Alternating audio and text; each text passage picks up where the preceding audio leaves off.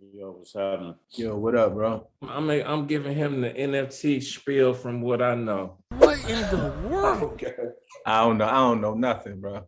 I told him I'm here to learn. I don't know Jack Skippy. We got No, y'all. I was telling him about smart contracts. It's like a computer program. I'm just trying to, and then we talked about utilities, why they so powerful. We kind of talked about staking a little bit and just where to be at. So I was on. Go ahead. Places to be. Yeah, exactly. Yeah, I'm lost in the sauce, man. Everything is foreign to me. He was running it down. He like, what flooring is, what spaces is. But you've been selling coins, so yeah. So you kind of in there more than I am. I ain't even sold no coins yet.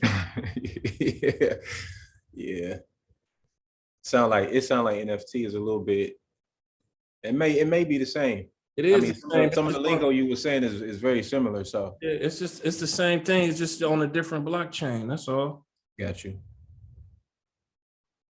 It's on a blockchain. I think it's funner to do because you can see it instead of just coins and you're just looking at charts. Yeah. Actually get involved in something or start something. I think the whole reason why I tried to tap, I got everybody to tap in because I ain't talked to Marshall in a minute. And I know he know something. so I was like, let me get the brothers on here.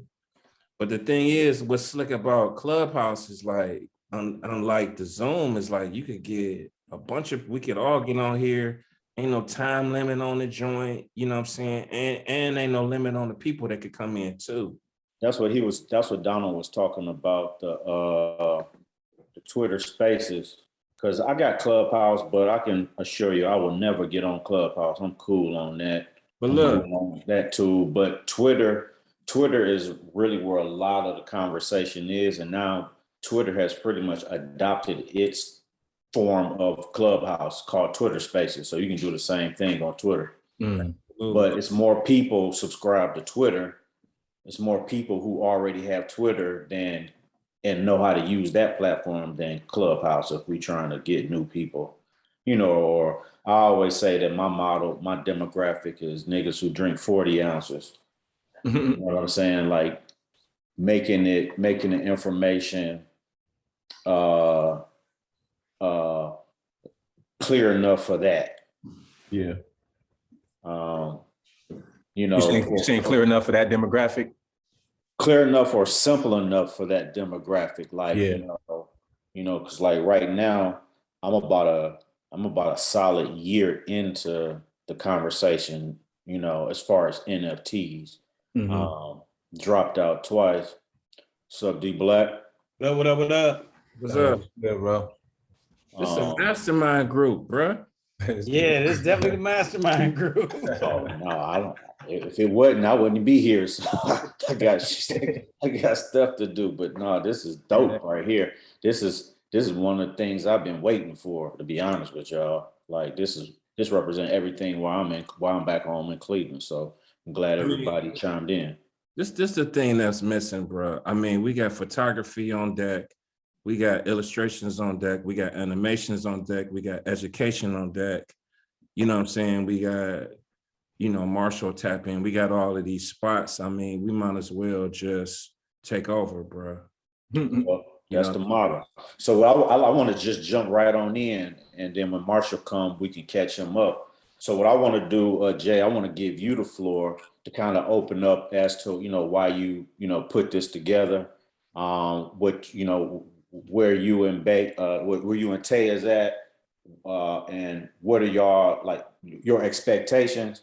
And I would like to give the two of you the floor because I can come in and then maybe even Donald after that. Because as I was saying, as he was coming in, I've been in the space for about a year.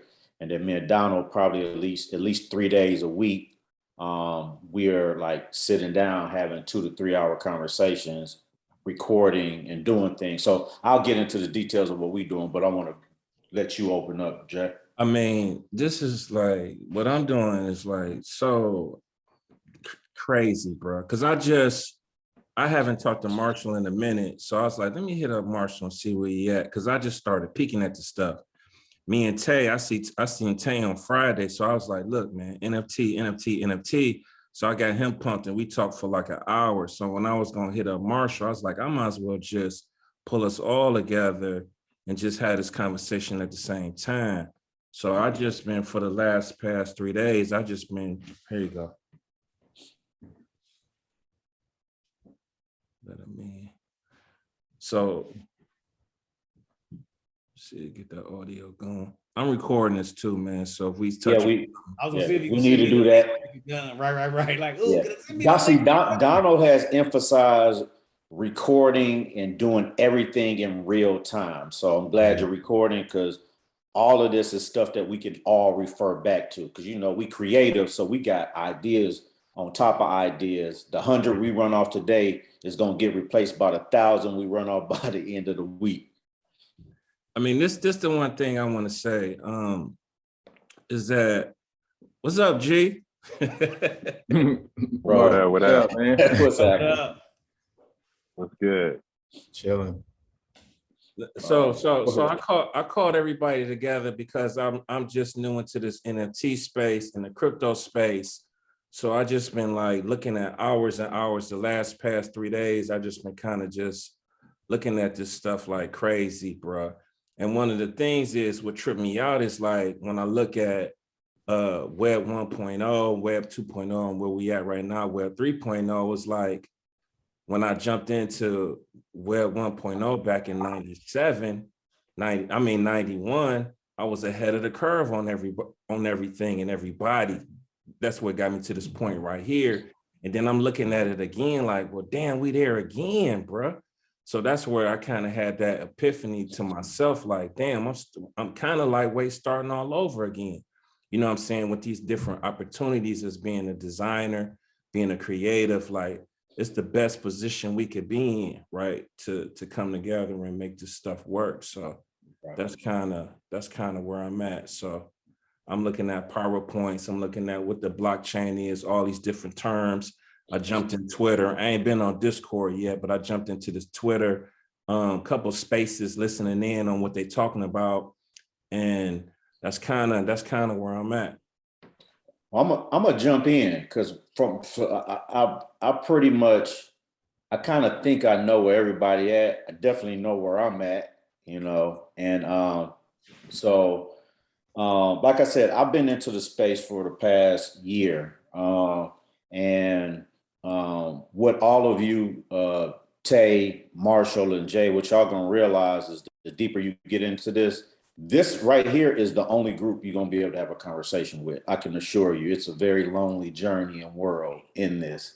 But like, so I've been in it researching, gathering information around about April of last year, I put together an email that I've been sending out to people to onboard people into the space, understanding just sharing what coins I'm invested in. And my email is bigger than just NFTs. It's really about crypto at the top and coming down. So I started doing that, doing more research, talking to people, you need to get into this, you need to do this, blah, blah, blah, blah. Flash forward to, I don't know when me and Donald linked up, we started talking about it, actually I remember it was around April of last year because we did the 420 show and we got to talking about it. Flash forward to now, I sold an NFT in July. I'm in good contact with the person who bought it. He's heavily into the space. Jamal, Izzy know the guy. That's how I got connected to him. I gave Izzy the link. So yeah, he's traveling, so I don't know if he could tap in, but go ahead. But we'll catch him up. But no, so Izzy connected me to the guy who bought my NFT, and this guy's been sharing information, based off of his knowledge. And, a lot of what me and Donald has been doing is just real time research, sharing, and conversation. So where we're at right now is at a place where we can actually onboard people. We have, so oddly enough, the name of my email that I compiled was NFTs and crypto shit. That was just the email that I was sending out for everybody to have this basic information. And Donald was like, shit, that's the name of the podcast. Cause we had started talking about doing a podcast around this How we get on the conversation. email list, man? Well, you gotta be invited. We gotta be we invited still- like we- NFT, or is that something we could get on without having to join the NFT space? Well, with all of this is happening in real time, Marshall. Like we even discussed that. We don't know. What we do have right now is a logo that I'm gonna send to Tate because we need it animated. You know what I'm saying? So, And basically our model is this: like we got a platform that we've been building for the past strongly about about 2 months, Donald. Maybe more than that. Maybe more than that. I mean, really, I think it's been since we started working on the tattoo book. I feel like that's when I started taking notes on our crypto and conversations. That's when I started taking notes. So I would say that's probably around September, October. And so we got a platform that we're building. You know, Donald has invested equipment to do this podcast. We got a spot down on St. Clair, a room to do it.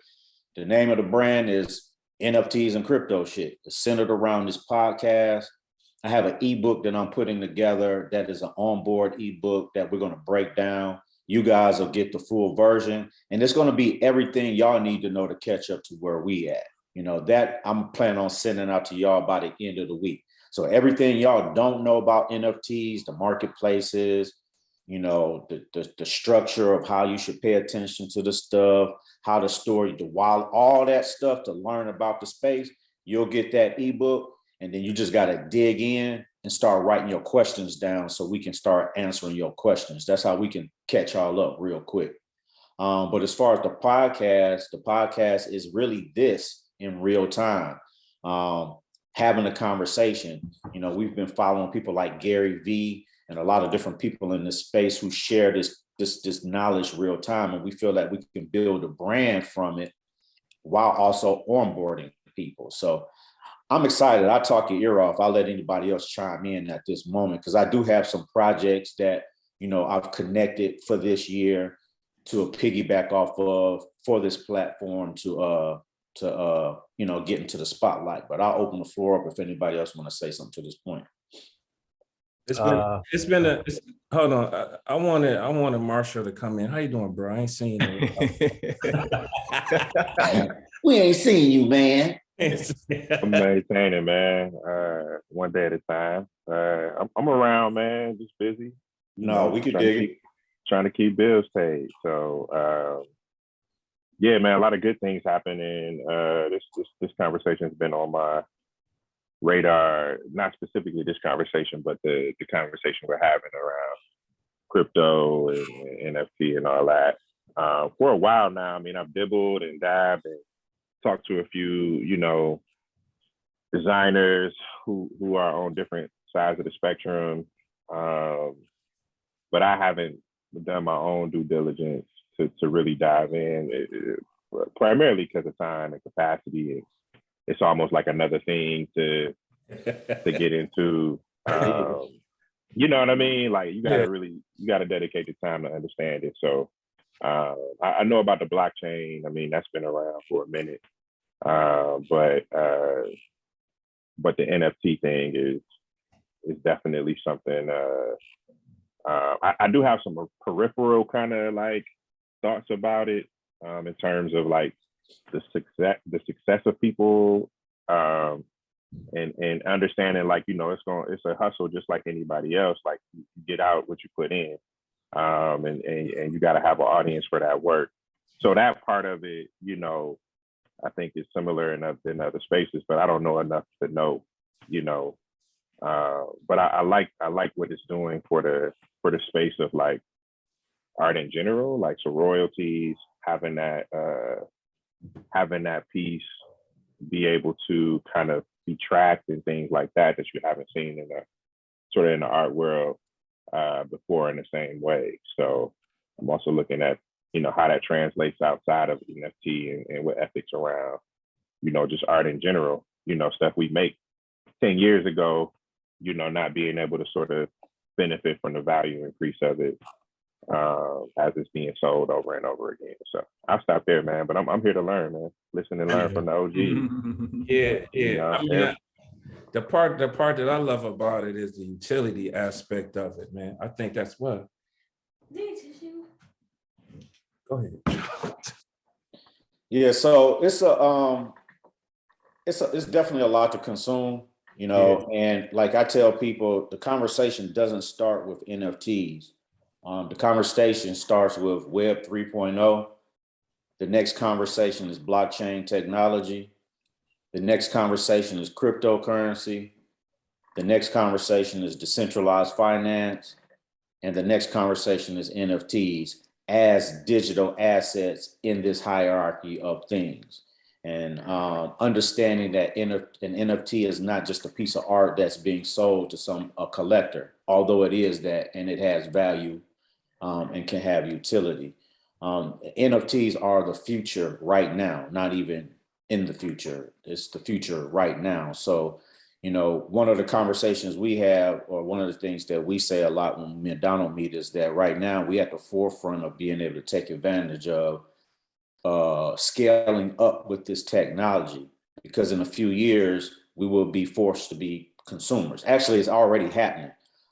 I bought my first crypto in 2017. I've seen how the entire crypto space has changed in about 4 years, 5 years.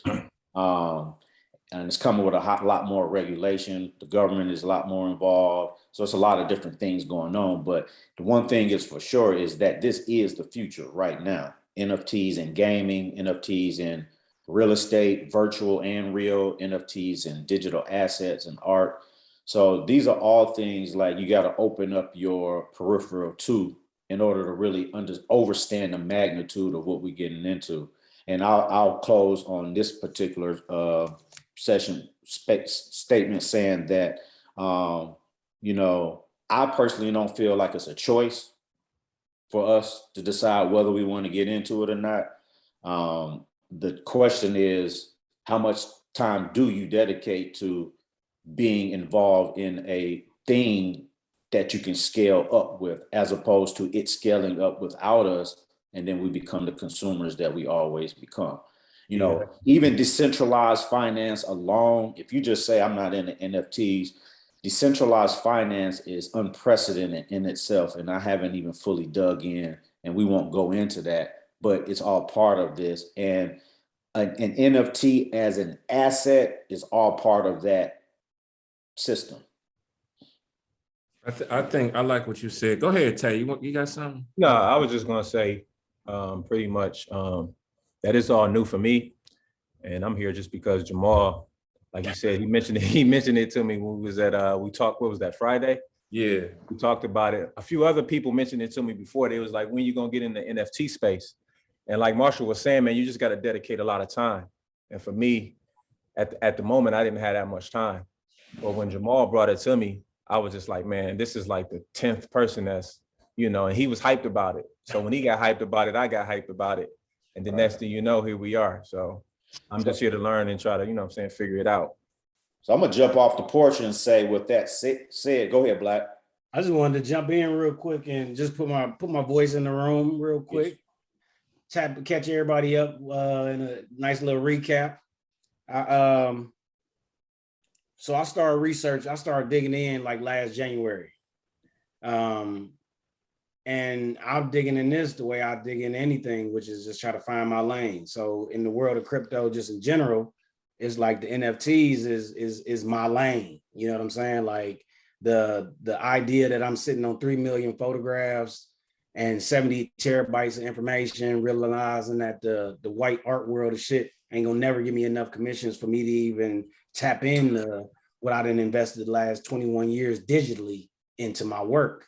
So a buddy of mine tell me about it, and I'm like, hey, don't tell me about this shit. And he like, what you mean, Black? I think you could be successful. I said, I know. Can you walk me through? Get me a wallet. Let's make me an NFT, my nigga. Like, I don't want to learn it. I know I'm gonna learn it best going through it. See, the way I've been experiencing it, it ain't been a lot to learn because I'm learning as I'm engaging in it for real. And I can sit and talk some Web 3.0 and blockchain and decentralized finance shit, but basically because I started getting my bearings just saying that I want to put my image, I want to figure out how to make this digital asset do something, because I'm sitting on so much of this shit that is a nigga over here about to have a fucking nervous breakdown, literally scared the fucking hard drive's gonna crash before I get to deliver this shit to the finish line. You know what I'm saying? So once I started to learn, once I got introduced to the NFTs, I realized that it's the answer to all of the shit that I feel like has been missing in the formal art world, which is all the stuff y'all already named. The royalty, the carryover, being able to monetize the digital information that we all sitting on. So that was January. But then I'm like, well, real talk. Okay, so I don't want to just, I want to understand the technology. You know, I'm gonna mint me some NFTs, give me some crypto, but then I'm gonna keep making shit and I'm gonna keep kind of watching the space before I really launch me a project. So me and a buddy of mine who in New York, we've been talking about the shit since January. And then come December, I get invited to go to Art Basel to the fucking DeFi conference, and the promoter of that or the sponsor of that got his own crypto, and they didn't tap me into videotaping the UFC fighters and recording the gold medal 2020 wrestler from the States, and Tory Lanez and Quavo and all this shit in Miami in December, based off of me saying, oh yeah, I'm all about learning how to monetize this digital crypto. You know what I'm saying? And I get there and I'm like, oh, this shit crazy. I'm at Art Basel and for no reason ever need to go to the convention, because the world of NFTs got me videotaping and photographing rappers possibly to make NFTs in collaboration with them, versus going to the convention and getting the fucking vaccine. I'm like, damn, they go to two worlds right here, kind of telling me, hey, this your lane. So I learned more about the marketplaces, because one of the dudes got a marketplace, and then me and my buddy continuously talking, and I got a project that I'm about to launch, and motherfuckers kind of getting behind it, and me starting to send out who gonna kind of buy the stuff up front. Like the way I've never been able to move in the conventional art world. And I just had an opening fucking last, 2 days ago at the fucking Youngstown State University. So it's like I still am engaging in one side of it and realizing that that's kind of like, yeah, that shit ain't no rappers coming. You know what I'm saying? Ain't no chicks swinging from the ceiling. Ain't no booties on the back of niggas' necks popping bottles and shit. And I recognize that ain't in the formal art world. And I'm realizing that the world of NFTs is kind of like the hip hop arena for the visual artist. Like in my mind, this is really where the digital visual art, the digital artist, primarily the visual artist, is going to be able to move like musicians have been moving the whole time, because the NFTs is creating a consumer space for somebody who got an image that's worth $10,000. Like I'm never going to get somebody that I know who really appreciates the shit to spend $10,000 or get them to understand spending $10,000 on one of my pieces, or be able to teach them how to get to the marketplace, to be able to cash that shit in, to be able to sell it after it gained value, to be able to give it to their kids. Like when I'm really, really looking into the space, before I learned about it, it's kind of like, this is where the visual art, the portal is open, wide open, for it to have the same kind of monetization as the music, because it's a consumer-based audience being created right now, you know. And that's to piggyback off what Soul's saying, you know, not getting in on it don't even make sense, because not getting in on it mean you ain't sit there and get you a digital wallet and upload one of your pieces of fucking hundreds of thousands of millions of content that's just fucking sitting there. You know what I'm saying? Like it don't make no sense. Yeah, we gotta just jump in. And the other aspect of it is, like, as it pertains to NFT, is that I'm an artist. I want to sell an NFT and go triple platinum, right? But I've also been looking at marketplaces, and I've actually invested in a couple of NFTs. I just recently bought two from an artist named Tristan Eaton, who's an artist who I'm a big fan of and following his work. And just to show you just an example of the asset aspect of it, I bought a piece of art. I bought two pieces. Each piece was about $330 when I bought it. At the time, Ethereum was, was steady and not the bloodbath that it is now. In a few days, like not even a full week, that $330 had acquired $140 value just because the cost of Ethereum was going up. Now, that's the aspect of the asset. I spent $330 as an investor in a piece, right? Transferred it to my wallet, and it's just sitting there. And two things can happen. A couple of things can happen, right? That piece can just be a collector's piece because I like it, right? Whether it go up, go down. I spent $330 for this digital piece that I have rights to. I mean, I have ownership of to a degree. Or I can, my bad, the phone threw me off. So, and I lost my thought. What was I saying? 300 is about to go. You done already tapped in. You done leveled up. The money done already grew. It's the Oh yeah. So that's just it sitting there. Like I bought an asset in the form of digital art, and it's sitting in my digital wallet. And in 3 to 4 days, it had acquired $140 in value. Right now, Ethereum is down, so it lost that value just as fast as I got it. But I also understand that on the cryptocurrency spectrum, that Ethereum right now is at $2,500, right? In November or over the late fall, it had gotten up to 4,800. So I know that those assets that I bought, even if I don't sell them on the secondary market, even if the artist doesn't create all this wonderful utility and create value in the project, the NFT is a coin, it's an asset. So if I spent $330 for it, then and Ethereum go up to $4,000 again, I'm probably gonna pull another $400 off of that for just it, because that's what I did with the NFT. I sold one for about 300 and change, 330, and I just let that money sit in my digital wallet from July to about September, October, and I pulled off $485 off of that. So it's more than just minting artwork and getting artwork. If you look at the artwork as an asset, to speak to your point, Marshall, is that, you know, this is an opportunity where the value of artwork can be controlled by the creator. We decide what you get with it, what you don't get with it. It's people selling artwork for $15,000 with no utility.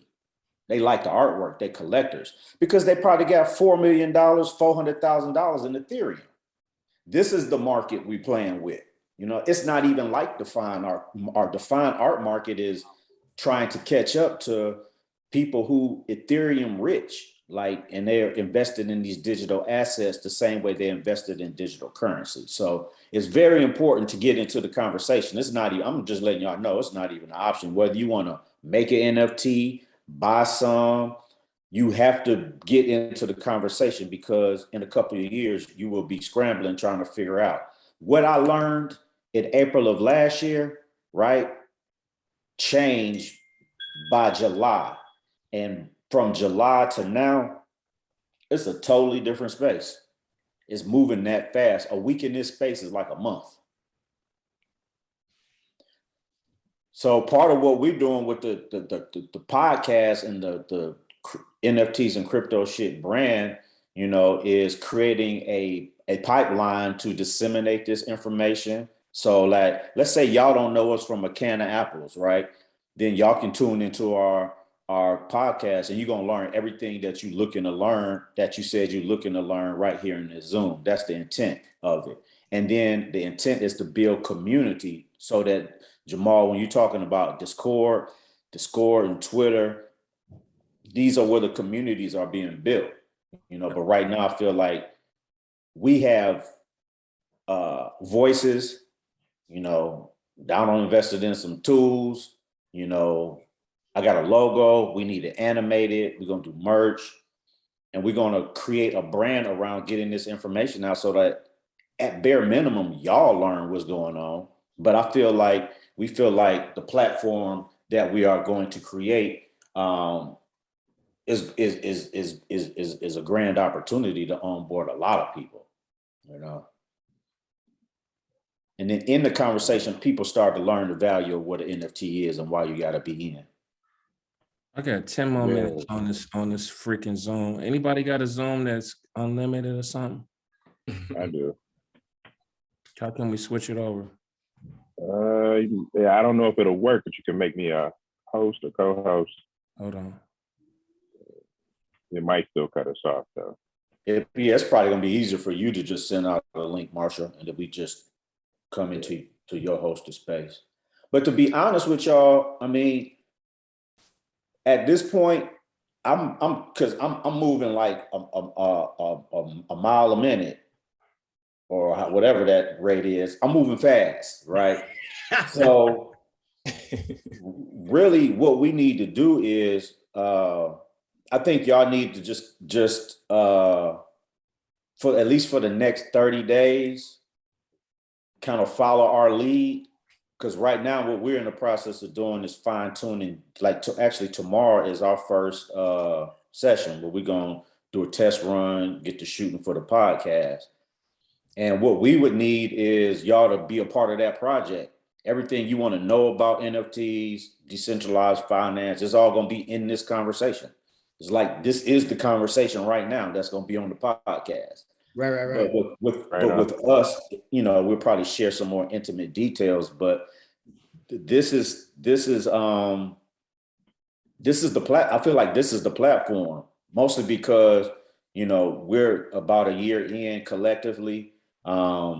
We are in we got wallets, currencies, and know the marketplaces, how to upload, where to buy, like all of this stuff that, you know, we can catch y'all up like on that ASAP. Go ahead, Jamal. No, I'm waving at kids. Go ahead. Okay. Go ahead. It's still gonna cut us off, but I threw a link in if we want to keep it going. Yeah, let's just go ahead and jump on over there now.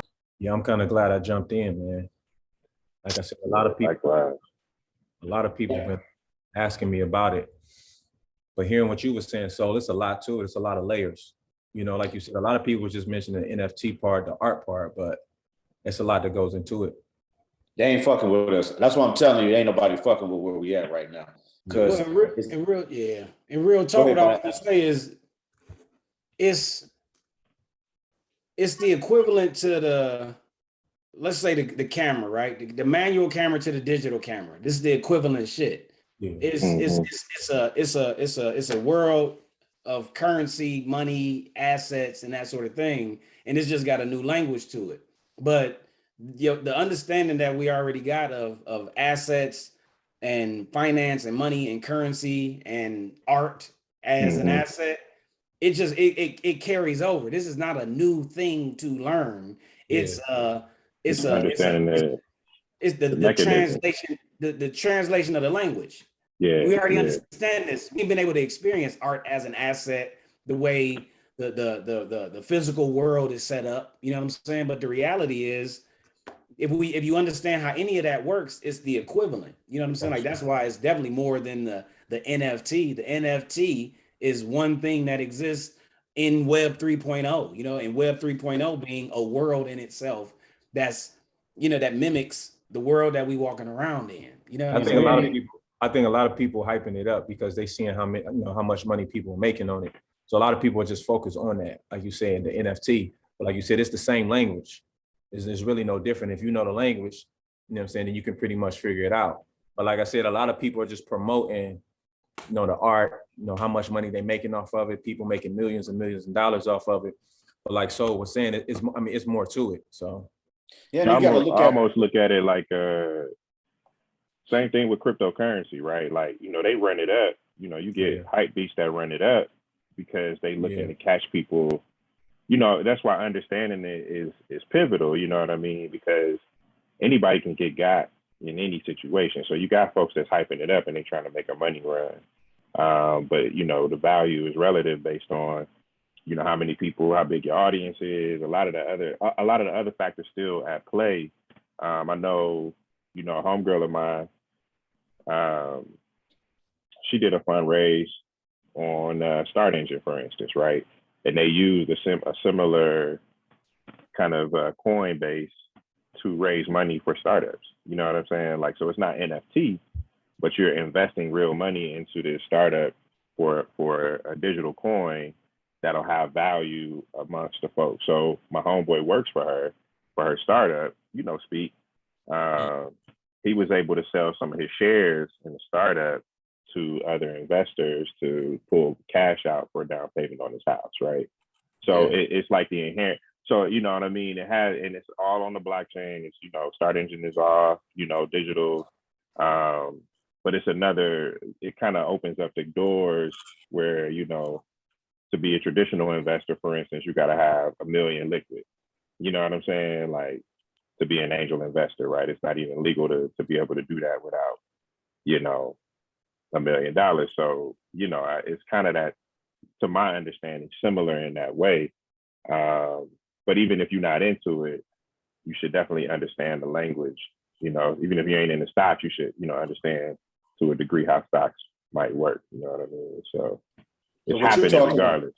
What you're talking about is the ICO, initial coin offering, is when a project, So that's just another part of it. And then that's kind of like the decentralized finance aspect of it.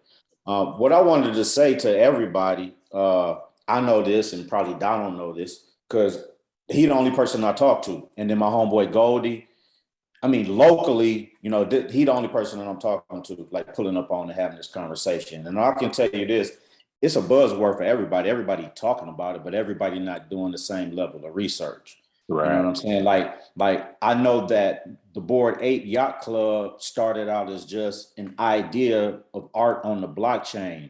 It's $1 billion brand in less than a year right now. Eminem just bought one for $435,000. A guy right now is trying to swap one of his Bored Apes for a real value home because they hold this type of value. So it's a bunch of projects. It's a gang of on Solana Art. It's another blockchain marketplace. On that marketplace alone, the volume they doing like $60 million of volume of money. That's not even one of the main blockchains. Gas ain't that bad on the Solange either, is it? No, And then that's getting into some of the drill down details. But I think everybody in here, y'all need to get digital wallets. Like I think knowing some of these terms and knowing this stuff is cool, but I also think that, y'all got to slow down, back up, and get on the right ramp. In order to officially get into the space, you got to have a digital wallet. I got a question. So when does a digital wallet any different from if you have one from the crypto space? No, that's what it is. Yeah, I got one. Yeah, I was about to say, then I got one too. Yeah, which one do you have? What do you have, Marshall? I ain't even looked at it. You ain't got no digital wallet then. What you got?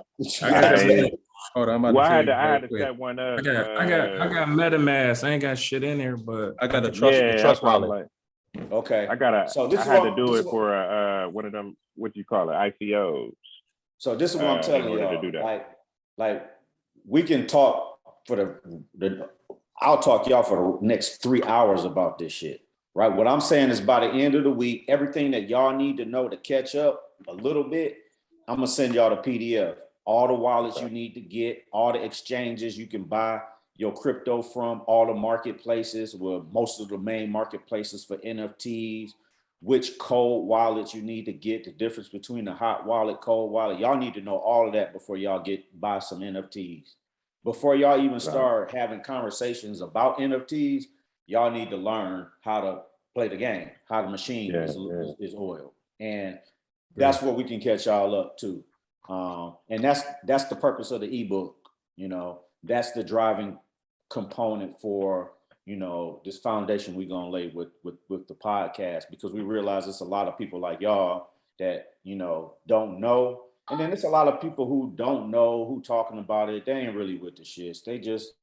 They hype beasts. I mean, that's real. They don't really understand the technology. It's just like NFT art, get paid. And that's what I've been seeing. That's what I was saying earlier. But they're the folks that's hustling, right? Like they might understand it to a degree, but they trying to get other people to do it so they can make some money. You know what I mean? They ain't really trying to put people on.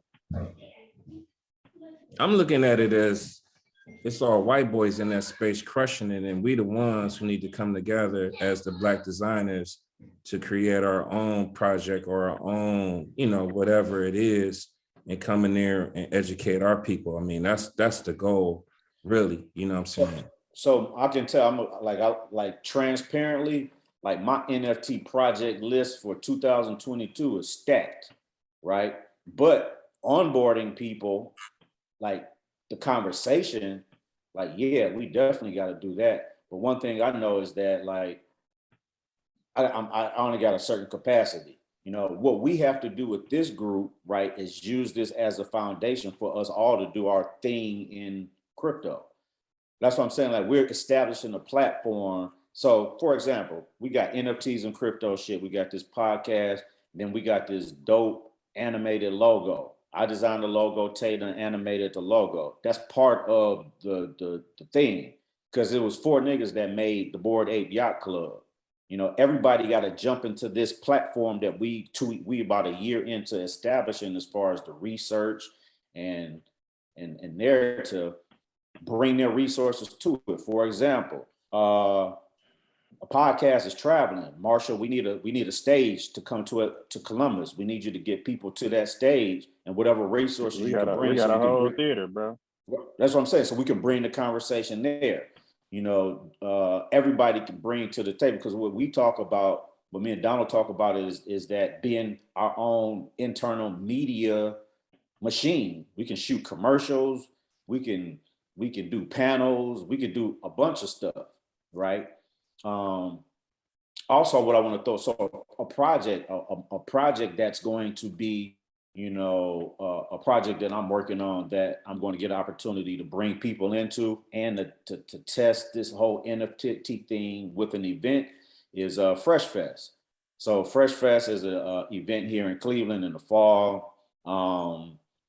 And, you know, the executive director, if you will, what her title is, I don't know, Kim, has given me a lane to curate NFT technology into this. So, you know, that's an open conversation, because, you know, this is not an exclusive thing, because Marshall, y'all do Creative Control Fest. So that might be a conversation you want to be a part of, to learn how to implement that into what y'all do down the road. So there's things that are happening where we'll get a chance to implement real live models. That's why I'm saying this is not just it ain't a conversation for us. We really got projects going on. Now, we ain't no experts. We still don't know what the hell we doing, but we really know what we doing enough to do something, if that makes any sense. Yeah, I mean, like, ain't nobody experts at this point. I mean, it's probably like 2. You know what I mean? Like, the folks who created this. It's all you know happening what I mean? in real time, Marshall.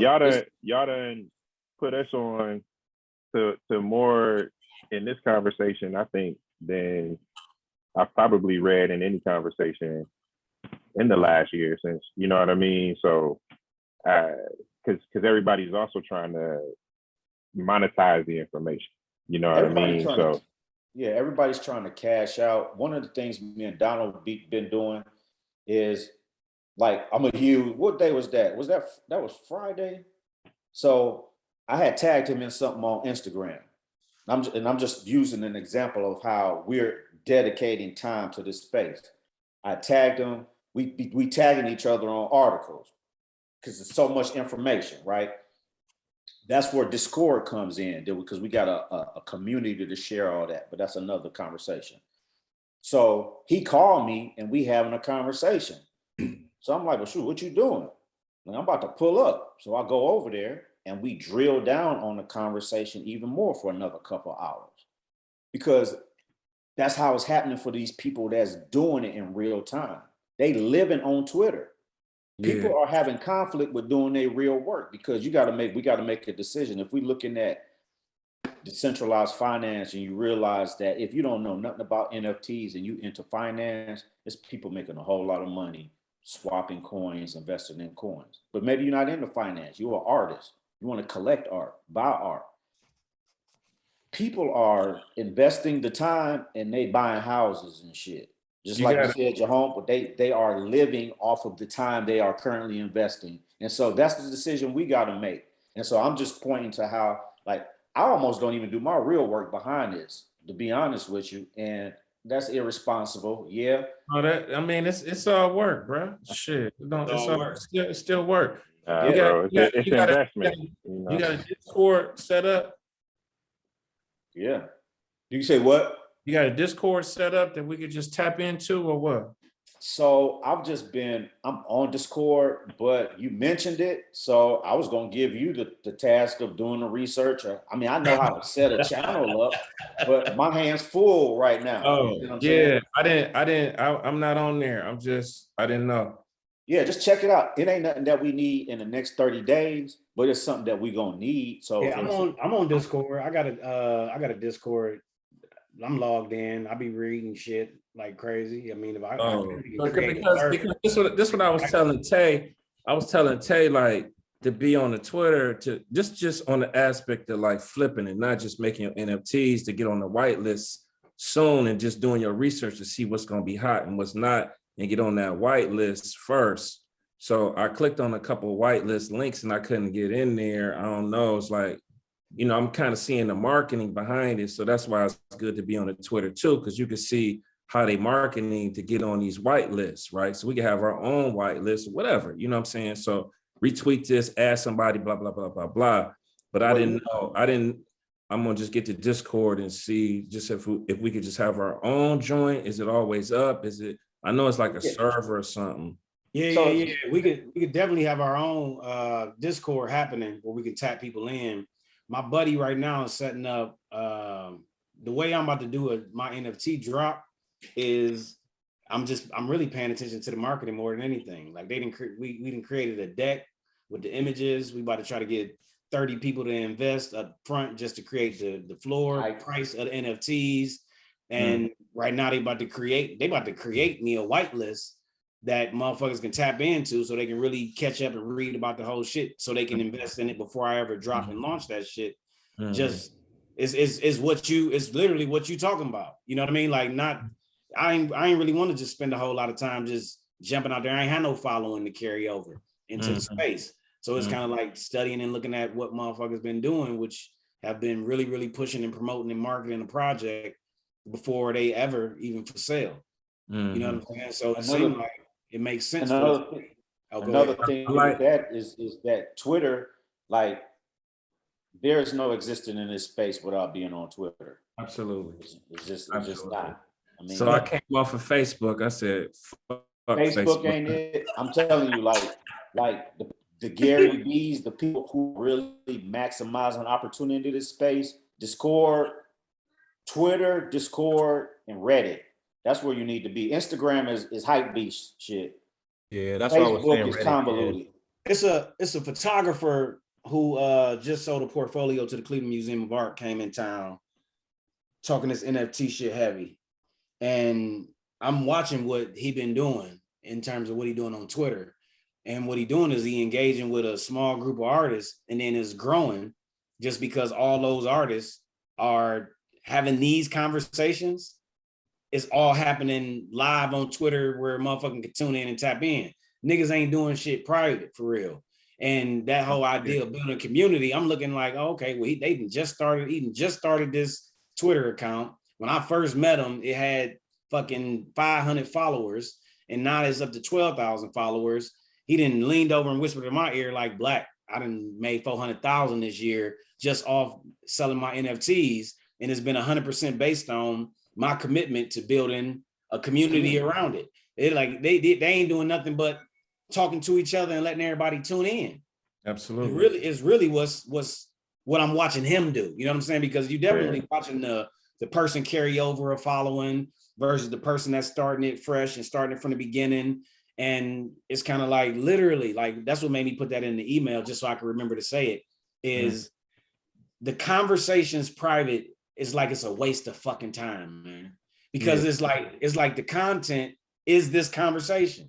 And the fact that Twitter is running, is one of the platforms running the NFT space, it's like this conversation is just, oh, we know we about to chop, we about to have a conversation, we all about to meet up and we about to link. It's like, hey, we about to chalk 3 o'clock, tune in, NFT crypto shit. You know what I'm saying? Jay working is, you know what I'm saying? Is that, and then we tap in.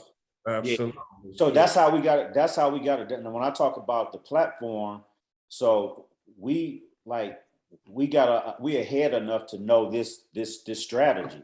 So what we need from y'all in the learning process to build this platform is when we do these Twitter spaces, we need y'all to come in. We need y'all. I'm gonna design marketing pieces like that we can post, NFTs and crypto shit, Twitter space Thursday, 5 p.m. We need everybody to put that on their social media. We need it to look like community. Absolutely. In order for it to be community. Absolutely. We also should have everybody Twitter, and we should be talking in real time, like working. You seen this? What is this? What this motherfucker talking about? We need to chop on our regular schedule. Yeah. With no structure, no format.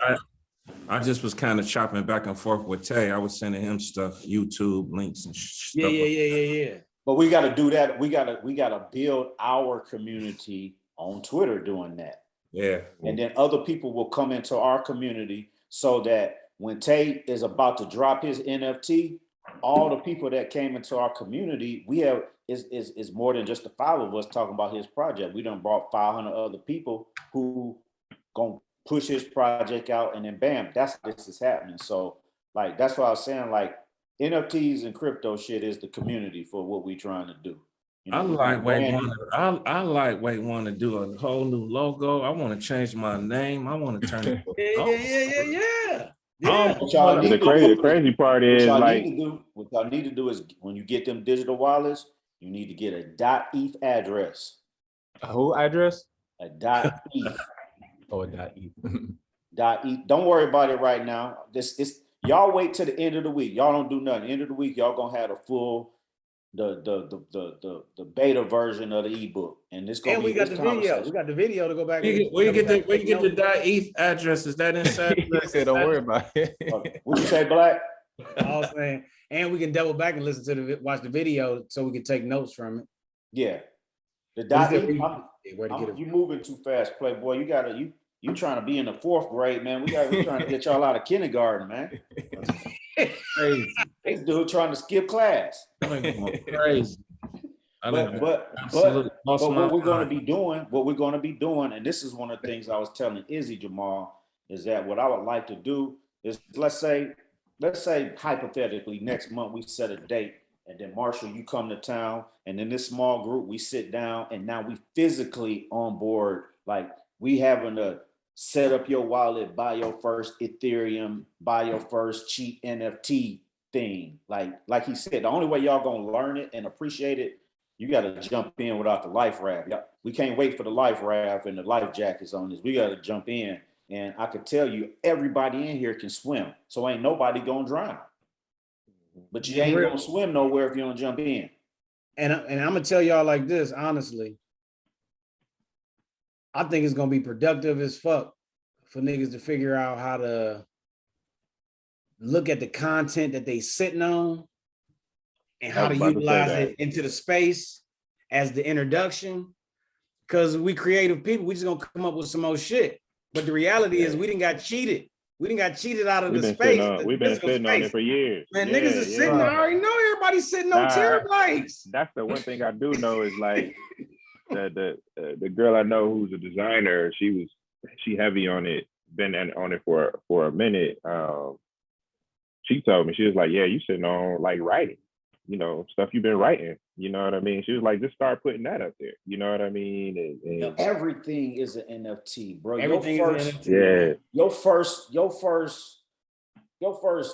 contract to whatever, right?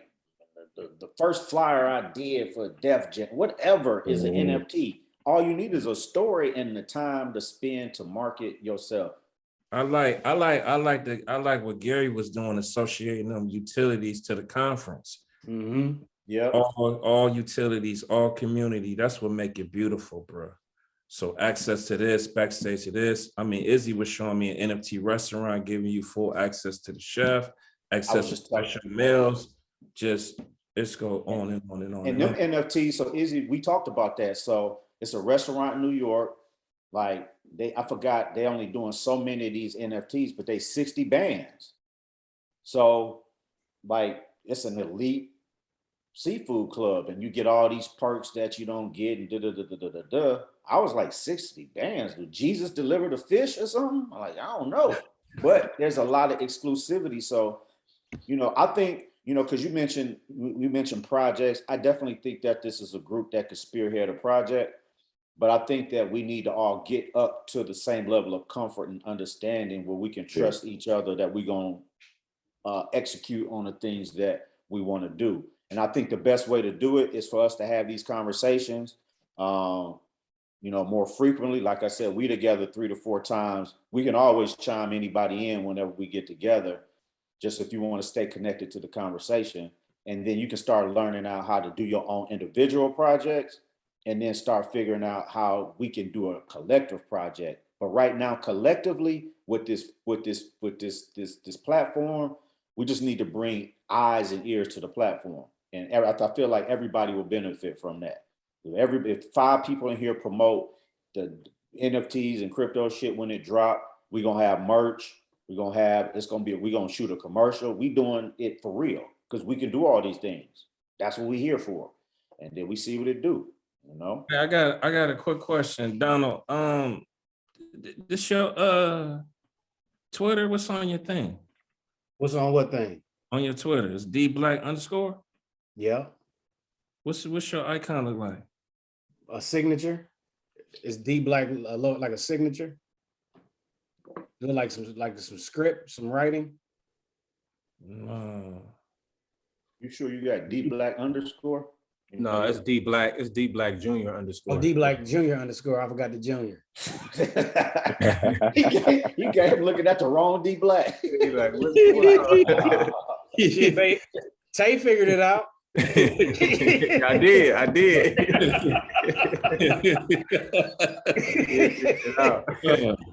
You got to start by getting our handles right first. You know what I mean? Yeah, you got to start out with that. No, we need to find the follow back button. I'm following everybody now. Hey, but look, I just switched my shit up. I just changed it like 2 days ago. Everything been Donald Black Jr. I'm no longer Donald Black Jr. That shit is dead. That shit is over. Bro, I gotta have a crypto looking icon now, bro. This dude. Draw yourself one of them things you've been doing. That's your icon, fool. I got the .eth on the end of his. I might have to. Yeah, I gotta. I told y'all I'm playing with y'all. This ain't no game. Oh, if y'all want to pay me in Ethereum, in ADA, in Bitcoin, in Sol, just hit me with the Mr. Soul 216.eth. And damn, that's Man, I heard that. There it is. my wallet. Absolutely. There you go. So wait, so you say so the Trust Wallet, you can use the Trust Wallet? So Trust Wallet is a good wallet. So real quick primer. You have hot wallets and you have cold wallets. Everybody need a cold wallet. A hot wallet is MetaMask, Trust Wallet, Phantom Wallet, My Ether Wallet. All these wallets are either app-based or they're plugins into your web browser, allow you to access your crypto and make transactions. These are called hot wallets because they are connected to the internet. A cold wallet, there's a couple of different companies that offer these wallets. I have one from the Ledger. Ledger is most popular, but you have Ledger, Trezor, you have different wallets. What this does is, in order for your crypto to move, the Ledger processes your private keys and codes to authorize transactions. So nobody can hack your MetaMask if it's connected to your Ledger, because that device, which looks like a little USB card, that's your safety device. It's like your key to the bank. The whole thing with crypto is that you are your own bank. Okay. So here's the analogy I use. Your cold wallet, that's you going to Wells Fargo, right? So you got 15 million in your cold wallet, right? Your hot wallet, you about to hit the town or you investing in some projects, you're going to put that in your hot wallet. So with me, right, I'm about to buy some NFTs. I'm about to spend $1,000. So I transfer $1,000 worth of ETH from my cold wallet to my hot wallet. So that if by any means my hot wallet gets hacked and they get hacked mostly because people have bogey practices. So if somebody hacked my wallet, they only got $1,000. They don't have $15 million, right? Yeah. So I've seen guys. Trust Wallet is a good wallet. You also want to get My Ether wallet and MetaMask wallet. Again, all of these will be in the ebook that I'm going to send to you. Got MetaMask. You I will, got MetaMask and Trust Wallet. you will good. You will use more than one wallet because not every wallet stores every coin. So some coins you have to get certain wallets to store those coins. For example, I'm invested in a coin called ADA. It's the token, or it's the currency for the Cardano blockchain. So there's a special wallet that I have to use to store that coin. And that wallet, that hot wallet, is connected to my ledger. So that if I want to move money from that wallet, it has to be connected to my ledger. So a lot of this is like foreign, but when I send you the ebook and you DYOR, DYOR is a term that is heavily used in the crypto community. I can tell you everything, but you have to do your own research. I add an F in front of it, if you know what I'm saying, but do your own research. I seen where they were saying don't buy those wallets except for at the website. Don't go to Amazon, don't go to eBay or nothing like that because because if you buy a wallet from somewhere other than the manufacturer, it could be preloaded with a seed phrase. It could be hacked. You put all your money on it, or you might buy you some Bitcoin and you go triple platinum in Bitcoin, and they notice that you got 50 million in Bitcoin now, and then they just transfer your shit because it was hacked. So you only want to buy cold wallets from the actual manufacturer. Again, all of these details will be in the ebook for you all to do your own research. Then we come back to the next session, then you ask questions that we can, probably answer for you. The ebook is y'all catch-up guide. That's the research that we've done so that you don't have to get on the research on the internet and do it. But if you don't follow that research, hey, stay out the way. I can't help you. I see Marshall got the Twitter activity jumping, pumping, bro. Marshall is a celebrity though, y'all. I mean, like he be playing it down like he just I ain't even on Twitter like that, man. For real. Yeah, we get you. I know. Nah, man. I appreciate this, y'all. Yeah, so sure. I be needing this to kind of push me, like going through it with other folks, because I just be too busy to just go and research it on my own. I usually, being in community with folk who are already doing it, I kind of learn and watch, you know what I'm saying? So it's been really helpful. Plus it's dedicated time. I can like sit and think about it without, being distracted by, work and stuff like that. So well, what I was trying to tell Tay is that, this is, everybody talking about it. I can assure you that. Everybody ain't doing the work. So, if you serious, we gonna know because we doing the work, and we not trying. We have the ability to catch you up real fast. But the part of it is everybody got to contribute to the ecosystem. So I got a responsibility for everybody already. You know what I'm saying? And know that responsibility contributes to the totalitarian success of what we all plan to do in this space. And on a side note, we ain't even talked about the metaverse. That's a whole nother conversation that we ain't gonna have right here. But that's another conversation where NFTs and monetization of our digital assets is very big. It's going down. We can be consumers or we can be creators. That's really it. It was this cat that was talking about Minecraft. So my son be crazy on Minecraft. And this dude said that he spent like 50 racks on Minecraft, special characters, suits, weapons, all of this shit. And because it ain't no NFT, it's just stuck in Minecraft. He can't resell it. He can't do nothing with it. Crazy. Yeah, my own boy said, the Travis Scott concert, they went to it on, what is that, Fortnite?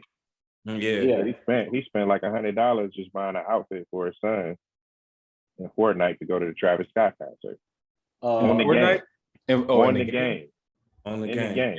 Yeah, because it's like his friends was going to the concert on the game. They show the concert and everything, but like, you know, if you come in with just like the regular Fortnite gear, you know, it's a social space, so they gonna ride you. You know what I mean? Because you're coming in with buddies. You know what I'm saying? So like, he's like, yeah, you know, he spent like $100 just getting, you know, an outfit for his kid to go to the Travis and buying a ticket to the Travis Scott concert.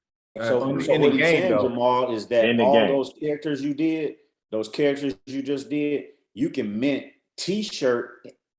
NFT t-shirts of those images and put them into a marketplace like Decentraland, Sandbox, all these different metaverses, and people can buy your digital asset to go to these parties. Snoop be throwing, check out Decentraland and the Sandbox.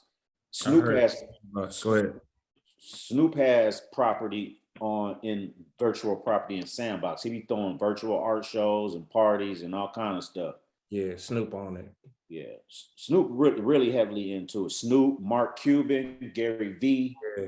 I saw a little podcast with Gary V. I mean, with Mark Cuban on there talking about the DOA.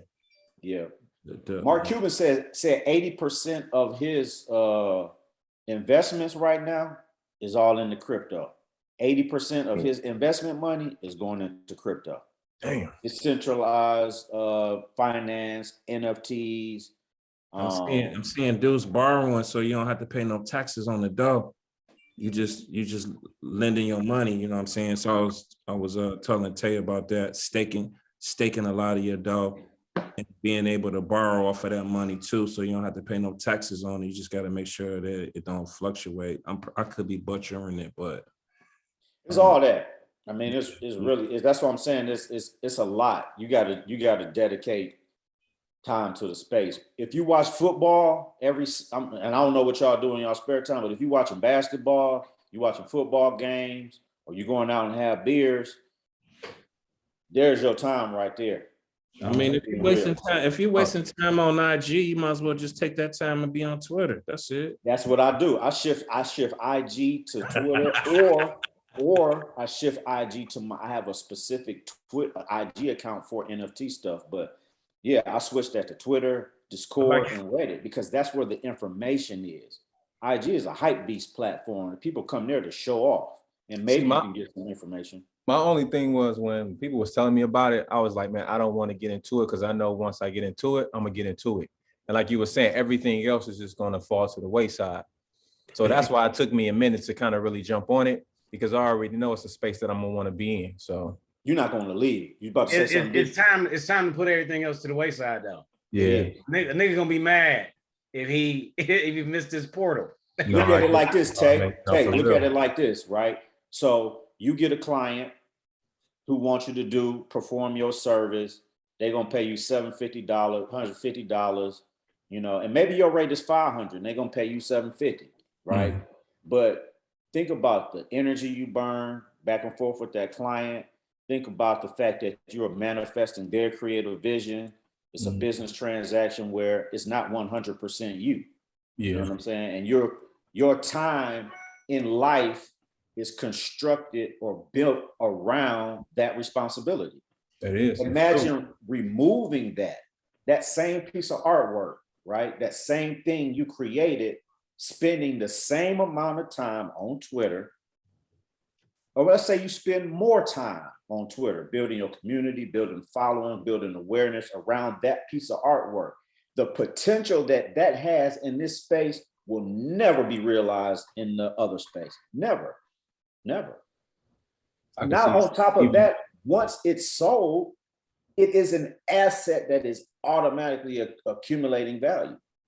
When you sell that service to that guy for $750, that's the clock stops right there. Yep. Unless you done negotiated, you know, residual rights and all that stuff. Yeah. Everybody know the headache of trying to teach people that stuff who don't know that stuff, but the blockchain cover it for you. So No, now that's real, man. That's real. it's like pick, like Donald said, it's time. Like, I don't look, somebody came to me last year to contract me to design artwork for their NFTs. So I was like, yeah, I start at 10 bands. So that's like, huh? I'm like, think about it. You want me to create something. I know you into this for the hype just like I am, except I'm the creator. You need me, I don't need you. Yeah. You want me to spend, you want to spend $1,500, right, to contract me to do something that you have the intention of, you want to sell that for $20,000.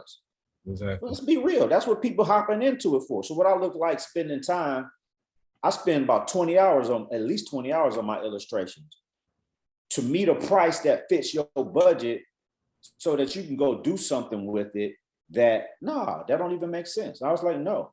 Like, if you want me to, it costs this much. Otherwise, I'll spend $3,000 worth of my own time building my own project, connecting to my own consumer, getting my own royalties, and I'll go buy me a house off that shit. Now, what's the move there in the NFT space? Like, can you have partial ownership in that NFT? I think that's the If you smart create contract. that, It depends. you know on what I mean? Yeah, Is that the smart contract? Yeah, but it's just the different platforms and the different marketplaces got different features in the smart contract. You know what I'm saying? So it's looking like what's coming to the space is being able to really tailor the contract the way you want it. You know what I'm saying? Like, I got a dude right now on the marketplace trying to see if they can add some of the shit that I wanted to be in my smart contract. Like, so I'm looking at creating additions for one of the images, but I want to know if I can have my addition have a price sliding scale. You know what I'm saying? Because that don't necessarily exist. A lot of the smart contracts kind of generic. It's like you can have an addition, you can determine that number if it is an addition, you know, and I recognize from one platform to the other, you kind of see different features and that sort of thing. Yeah, like some of the more higher end ones, like Foundation, Nifty Gateway, Super Rare, Known Origin. These are marketplaces on the Ethereum blockchain to buy, sell, trade, or buy and sell NFTs. And all of them have different things within their smart contracts that govern how they sell NFTs. But it's also important to know that all of this shit is open source code. I just watched a video the other day where a programmer was saying, this is not any groundbreaking technology, really. Nope. Ethereum is open source code that has been designed for, like, programmers, just they geeks. They done came up with a new application for the stuff to decentralize, right? Decentralize it, right? Yeah, exactly. But so when you talk about smart contracts, like this weekend, like I had a conversation last Saturday with a programmer, you know, who's into this space. He's excited about it, but he's mostly into the metaverse side of it. But he knows the smart contract. He's a developer. And then Days met a guy, an Army vet, who he was tattooing, got to talking about NFTs and stuff. And this guy is a programmer. So we're waiting to meet him. That's the next thing that I'm looking to bring into the fold, somebody who can narrate us through the knowledge of customizing smart contracts, you know, because I know you can, like, you can mint on, like, let's say a site like Mintable, you can do mint there, but still sell on OpenSea. And I don't know if that, I don't know. But I haven't seen where you could share the royalty or split it. I'm like, out of the different ones, I ain't came across that option. I think on Foundation you can, and I think on Rarible you can, or I saw it on one of them at least, and I'll look it up. But that's what they're doing now. Now I know at least one of the platforms have it to where you can do collaborations and you can split the royalties, or you can split this. Maybe it's not the royalties, maybe it's the sale that you can split. Yeah. Like if I mean, I imagine it has to come down to that, because not everybody gonna be able to make an NFT, you know, design one or create one. But either it's gonna be a premium, or it'll be like, you know, the license agreements that you have with like current illustration, where like you can license it for whatever, you can pay more upfront, or I get a kickback based on how well that does. You know what I mean? So I'm just curious how that looks in the NFT space. Well, it's all experimental for like right now, for example, with Bored Apes, when you buy one of those, they give you full commercial rights. So you can make t-shirts, you can take your Bored Ape and turn that into a brand and run with it. Right? Yeah. The NFTs that I just bought from Tristan, the NFTs that I bought from Tristan Eaton, they don't have no commercial rights, and it's a lower resolution file, so you can't even really print it out. It's meant to be a collectible piece of art, but there are some utilities that they're building into the roadmap that with the launch of that project. So like Donald said, it's really whatever you want it to be. Everything, all this is being defined in real time right now as we speak. You know, I knew this would be a beautiful space for Tay because he's doing the animations, and everything that I be feeling and loving be animated for the most part. I'll be loving them joints. Yeah, I mean, it's a like you got stuff. So Tay, I know how you create. You create like me. When you creating for a client, you got templates for stuff. Somebody got a template price, you giving them the template design. So if you just took one of your templates, right, and put your own creativity into it and just mint it, sell it for $50. Yeah. Sell it for $100 or whatever. You know, I don't know, but nobody is because that's what I was asking. This the conversation that me and Tay had. Could he batch some of his animations because he had some ideas on having we was talking about what was we talking like batching a couple animations. Could you do that? Like you know how they was doing the I think the monkey or the gorilla y'all was talking about. You know how they make different variations of it. Yeah. If you do something similar like that with animations, how people batch them and they have different, it kicks out different variations. If you can do the same thing with something like with an animation. Oh, generative art. Yeah. I'm thinking, I don't know, but I'm thinking, so generative art is based off of layers. Yeah. So you're going to set up your layer structure. So I don't know if you make each layer, if the layer is an animated GIF. Yeah, so in After Effects, you're still working with layers, and if I'm creating it in Photoshop, of course, it's layers too. So I don't know what program they take the file into that actually generates those layers. Oh yeah, it's a script. I mean, it's a script. Okay, you got to hop on the layers first. The layers is before you go into the program. The layers is generated in Photoshop, and it's all down in the folders. And then you take it into open source, simple as code base. Yeah. So what you're going to do is you set up your whole hierarchy of files, all your layers, all your different things. Let's say you got 10 layers of backgrounds, 10 layers of faces, 10 layers of heads, right? Mm-hmm. Then you're going to export all those into a folder hierarchy, run the script that Donald is talking about, and the script is going to generate as many possible numerical combinations automatically. Now, some of the scripts will mint them if you want to go that far. Mint them and upload them. Let me jump in, please. It's a question. Just a question. Certain ones is ranking, like certain ones is more limited than others. Is the script doing that? You know how you got certain ones, because you look at the floor price, but the floor price is kind of may vary because you got certain rare ones inside of that list that may come in a different price. Yeah, the script is doing it. With generative pieces, what happens that when you generate these pieces, it generates rare traits. So for example, in the Tristan Eaton collection that just dropped, there's one that was generated. There's only one that was generated that had, let's say, a skull face. That's not the case, but let's just say that's the case. So that piece is going to be more valuable because it's only one that has those traits. And so let me jump in again. Yeah. What's this whole thing of bidding on it, minting it before it's revealed, and selling the joints before it's revealed, and you don't know if it's revealed how rare it is based off of? Yeah, well, I mean, one thing I realized is you can mint the image before you put it up for sale. You know what I mean? It's 'cause some like on OpenSea, for example, when you go to mint your image is minted, but then you actually got to go and hit sell. So I recognize that if somebody go to look at my image and I haven't put it up for sale, then people can bid on it. They can offer me whatever the case. So Wait, whoa. Say it again. all right. Yeah. It's on OpenSea, for example, because that's what I thought of when you asked the question. OpenSea, I go to mint my image, which is the marketplace, right? OpenSea is the marketplace.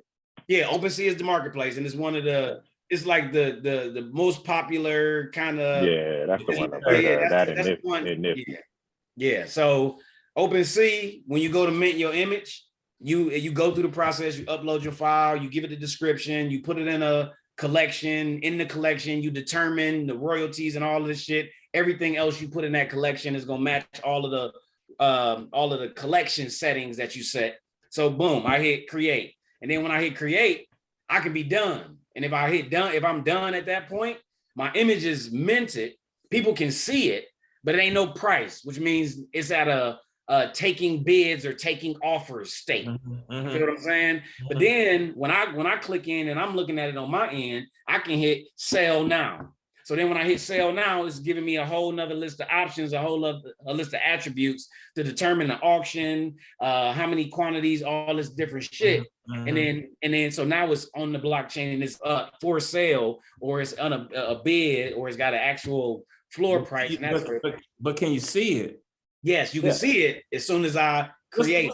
What's the shit that you can't see it yet? It hasn't been revealed, but dudes just bought it already. See, this is what I know about that is it's called, damn, it's got a name. My nigga just told me this yesterday. It's some kind of app or technology to where it's called pool bidding or some shit, or pool purchasing. It's being able to literally, you can't see that shit at all. It's how people are launching projects and getting pre-sales and selling the shit before you ever see it. That's what you're talking about. Right. That's how I bought mine. Right. I went to a site. I'm seeing dudes like I'm seeing dudes, if you do that, don't look back, because you could have had a rare joint. This just kind of flipping. This kind of just on the flipping side of shit. But yeah, see, like that level of I haven't really gotten that specific into that part of the conversation. And that's what I'm saying is that's where everybody got to play a role. Everybody got to bring some information back. Like I'm personally hiring somebody for 10 hours a month to just do research based off of this space that I'm just going to send her, because I don't have the time to do all the research myself, but I know that we don't have the time to not do the research. So with the stuff that you're bringing up, Jamal, like all these things are pertinent things. But these are Jamal all asking advanced questions. Huh? So Jamal asking advanced questions, man. Yeah, We're trying to learn. Me and Tay just trying to know what mint mean. You know what I mean? Right. We just trying to learn that. Right. We trying to learn what platforms it is. You know, you out here like layers. Let me say something to what you said, Marshall. So OpenSea is different than Nifty Gateway, because OpenSea is an open marketplace. Foundation, Nifty, super rare, known origin, you got to be invited into these. You got to be invited to those, right? Yeah. So I'm on Foundation. One of my homeboys sold an NFT, and he brought me and my homeboy Goldie in. Right? I got in. I sold the NFT. I brought two people.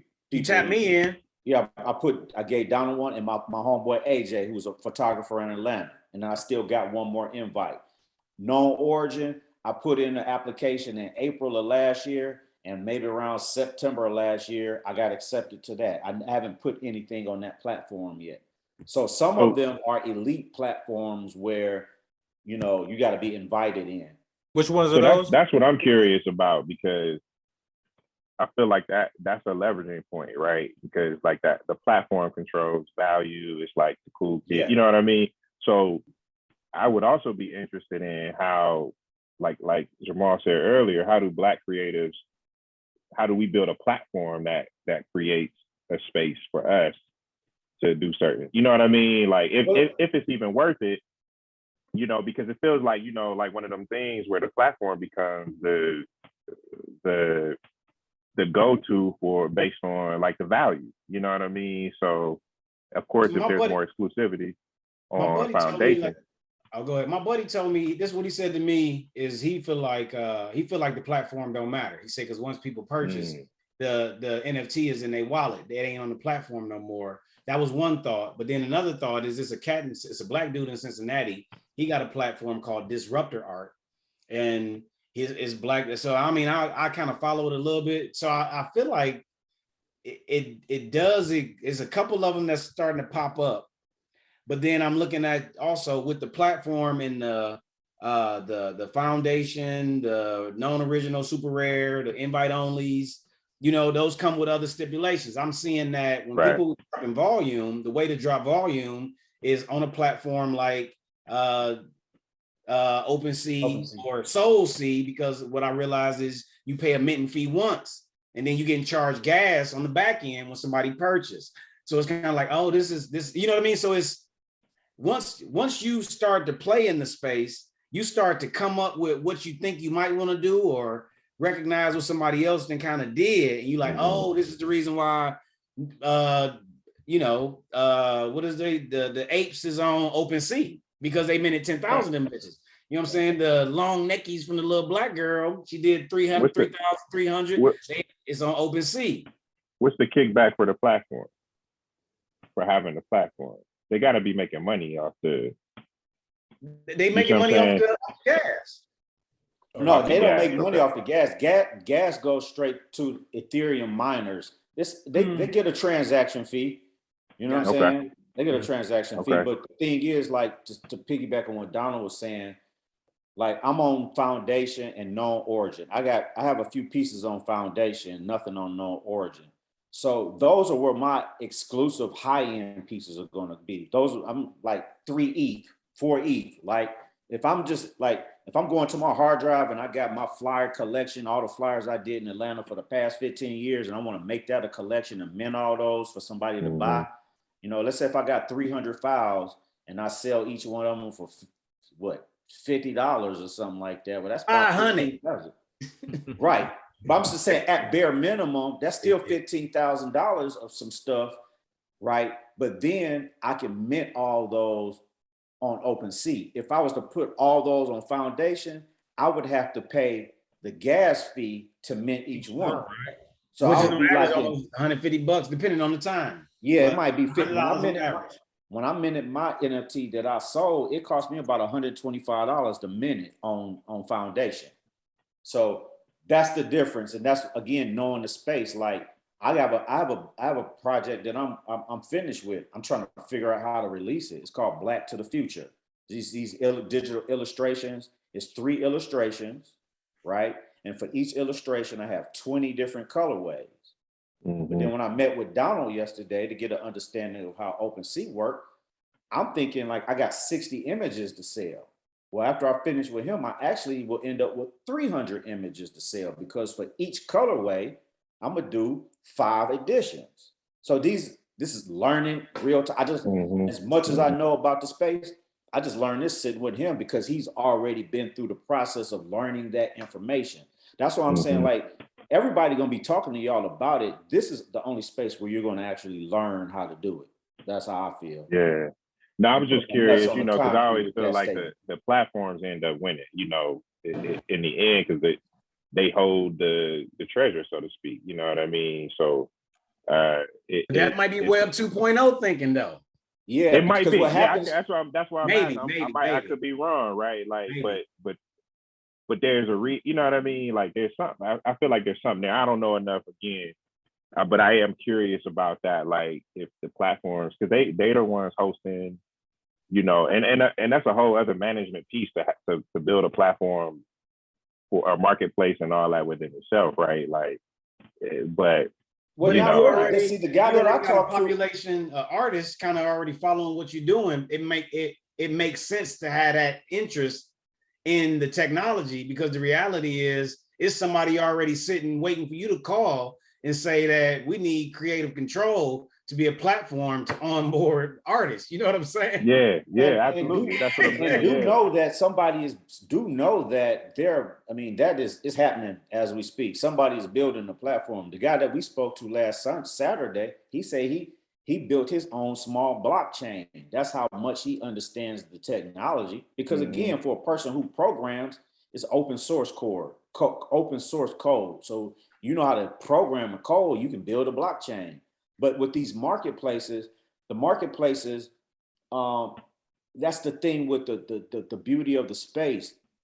One needs the other. Like the marketplace don't exist if there's nothing to sell. The people with something to sell have nothing to sell. Exactly. Once I make that transaction, I'm pulling it off of that marketplace and I'm putting it in my digital wallet because it's an asset.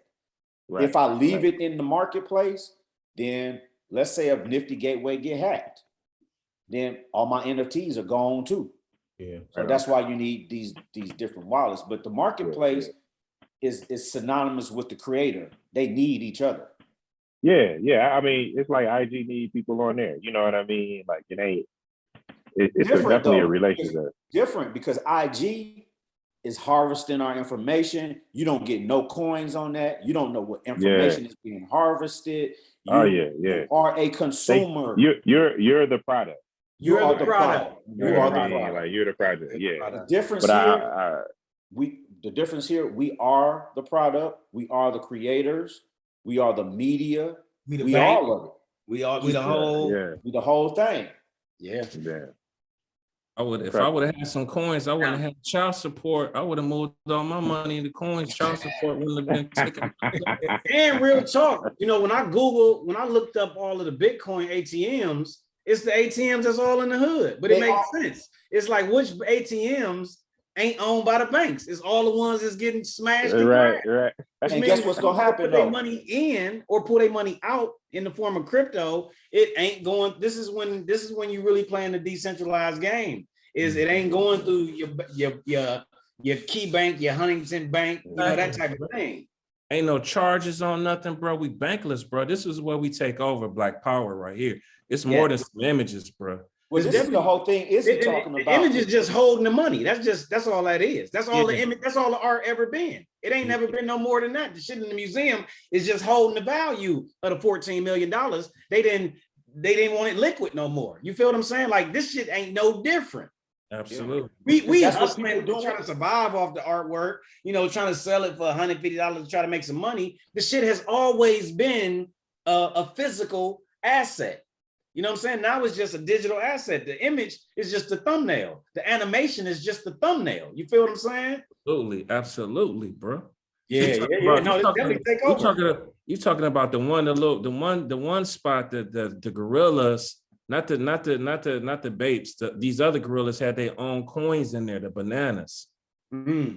So they had their own coins inside of the smart contract. So they made their own coins basically, bro. So it's no way around having your Jamal, you more advanced than you letting on, bro. Well, he you go with another question. He ain't got nobody to talk to. I know, man. He's talking about bananas now, bro. Like, what is he was talking. That's how he was talking to me on Friday. I'm like, man, let's go. Man. Like, you ain't in the first grade, man. Quit acting. I'm in preschool, bro. I'm in preschool. Yeah, I'm in preschool too. I'm start, man. You know certain stuff I was digging into, like I didn't understand what the floor was, bro. Yeah, you know what I'm saying? Like I watched 2 documentaries just on the blockchain itself. Like I didn't know that. Like I had switched over from doing like bear share and all of that stuff. I had switched over to doing BitTorrent way before. You know what I'm saying? So I had already been like scheming, like back when Netflix was sending out DVDs. Yeah. I was doing copies of. I could copy the DVD that had a menu, right? So I was flipping them so fast, they were shutting me down. But then I switched over to the BitTorrent. I didn't know that the BitTorrent is this fucking blockchain. Because either. It's not so BitTorrent is not a blockchain. It's a project on a blockchain. Huh? The guy, I think his name is Justin Sun. So the blockchain is called it's the Tron blockchain. Tron is the token, and that same guy who owns the Tron blockchain, he bought BitTorrent to put it onto the blockchain, but I don't think it's active yet. You can buy coins, but yeah, they about to put Blockbuster on the blockchain. Yeah, I saw that. It is? Yeah, Blockbuster coming back on. Well, they trying to revive it on the blockchain. So I watched like 2 documentaries, right? And then anytime I got a question about something, I just kind of looked that up. So I just been doing that and sitting in those spaces on, it's this little NFT space where they just white boys just talking, it's just white boy game, bro. You know what I'm saying? It's like we just always been behind. We need to catch up, bro. I felt like a lot of people that was around me, even during the 1.0, wasn't way, bro. Come on, man. Black people always been the last one to draw a line in the sand and don't want to learn this shit, get into the game. And, we full circle again. So this is the urgency to get in it if you missed out on it back in the day. You know what I'm saying? That's all I'm saying is right now, it ain't even ground level no more, but it's still ground level to get in. It's the window's still open. Like right now, this moment right now is the best time to buy some crypto. Let me tell you why, right? So we're talking about NFTs and decentralized finance. The bulk of that is happening on the Ethereum network. Mm-hmm. Ethereum is the number 2 blockchain right now, right? Mm-hmm. Ethereum, and this is what me and Donald do. I send him a text, just a screenshot. He know what it meant. Like Ethereum is 2,300. I'm like, nigga, you see Solana? It's under $100. Now you're talking to people who bought in. I bought Solana. I bought in at 190, 180, 140. And now it's down to 90. I ain't buying none now until I know that it's gonna keep dropping. But Ethereum right now, right, the all-time high for Ethereum was $4,800. So if you buy a coin right now for $2,500, you can pretty much guarantee that that's going to hit 4,800 again, because this whole blockchain stuff is still in its infancy. And we're talking about right now, because of the fear, uncertainty, and doubt, people are cashing out. So the crypto market is down like $1.5 trillion because people who just got in, they don't know about the volatility, so they just cashing out. It's making the prices drop. But this is when you buy. You don't buy Dogecoin when it's 92 cents and Elon Musk is talking about it, because guess what? Everybody who bought at 92 cents, when it got up to 60 cents, it's down to 15 cents right now. And until there's another pump and dump on it, or until Dogecoin actually has a real world utility, it's just gonna sit there. But Cardano, the all-time high was $3. It's at $1.14 now. This will be the number 3 blockchain probably in the next coming years that will rival Ethereum. So now is the time to load up, because Ethereum, bro, when I got in 2017, Ethereum was like $40. It's what now? It's 24, but it's down from 47 or some shit like that. Yep. So even if you bought in at 1,500, right? You ain't even mad at the drop right now. You ain't even scared about the still dip. Up. You ain't scared of the dip. Yeah. So I spent me a band this weekend just to buy some on the dip, because what happens is when it goes up, then the value increases. You know what I'm saying? And see, to go to what Jay was saying, I feel like that's a lot. That's a huge part of when you saying black folks, we be late and we get, we find it out, we don't want to learn it and all that kind of shit. I feel like for the 50, the 55s and under, for real, it's like once that shit part of pop culture, that's when we really paid attention. But that's why I recognize that the information, us talking, the conversations, need to just go through the podcast platform, and we need to be recording each other, having the conversations, putting the information out, so we ain't so behind, as a bigger body of people. Everybody watching Earn and Leisure, you know what I mean? Earn and Leisure. I mean, it's 2 hip hop babies sitting there talking all that finance shit, which got niggas tuning in the last year to 2 years of just stocks and bonds and money and all that kind of shit, because it's all of the platforms is available, all of the media outlets and sources is available for us to be some visual creators on whatever level, whatever aspect. Just kind of saying we about to facilitate this conversation publicly. It addresses, you know, how we and why we so late to shit. They gonna tap us in at late because they want us to be the consumer of the product. But it's kind of like niggas is early enough to be some of the architects of some of this shit. Niggas is early enough to be rich off of this shit. Like for real. Like even if just with your crypto investments, if you get into the space and really learn these projects, know where to put your money and just put it there and sit for 2 years, 3 years. This space is going to be much larger because even with all the volatility, it's just growing and growing.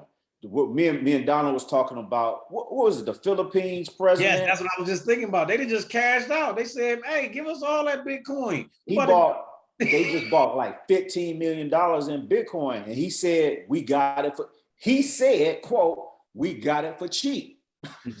Because so they convert, it's like you got countries converting at this point. But I mean, the US dollar is on the motherfucking, is on coin market cap. You know what I'm saying? That tell you some shit right there. It's like, oh, the US dollar, I can buy me $1 right now for 98 cents. What that tell you? Right. I can make a penny off all my dollars right now if I wanted to.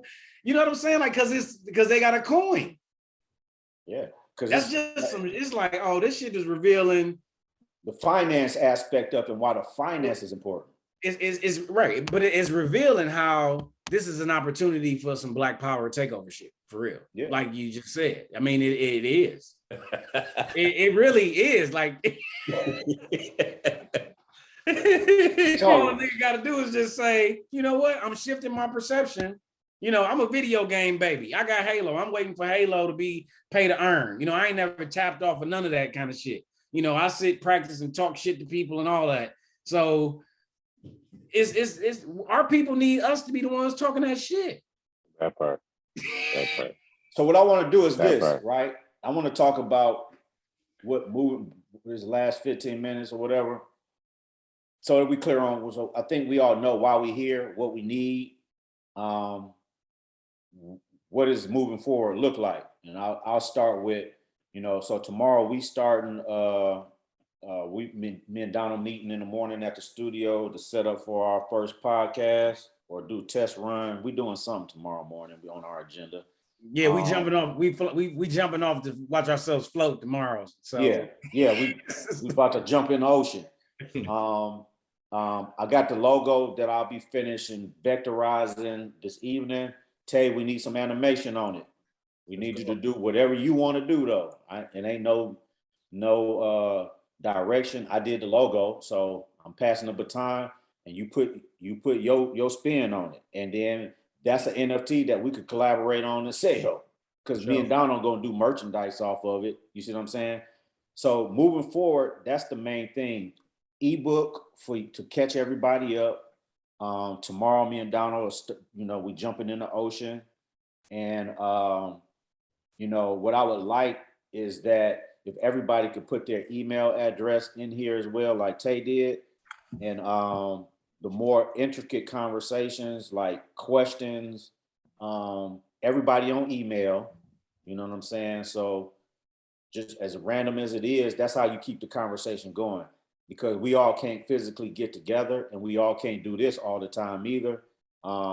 Everybody is not as conveniently rebellious as myself and Donald. We don't do shit. We it's middle fingers to everybody. It's NFTs and crypto shit to the death of us. Hey, but I feel like we should jump on Twitter Space the next time. Yeah, I'm just saying, even if it's throughout the week, I feel like as this conversation itching us and bugging and all that, it's like, hey, instead of using the phone, we go on Twitter Space. Instead of waiting until we can all sit down for the next Zoom, they could be on Twitter Space like they're on the cell phone, chopping it in a conversation. So this is what I'm gonna do, Black. This is what I'm gonna do. This is what I want. Hold on, Jamal. This is what I'm gonna do, Black.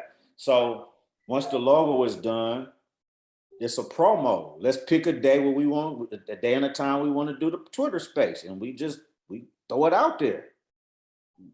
You know what I'm saying? We ain't got to do that right now. Yeah, no, that sounds good to me. That's it. I mean, it's shit. Y'all want to pull up at 9 o'clock? We're gonna do this every Monday at 9. If you want us to tap you in on the Twitter space or hit you on the speakerphone, you know, Monday at 9, I just feel like shit. Let's roll. Yeah, let's roll and shit. This we making this shit up. Let me. I got a Twitter question. I ain't that advanced, bro. On Twitter, like you could just put notifications on certain people so it'll pop up. Yeah, you can. Yeah. Oh, You yeah, can subscribe.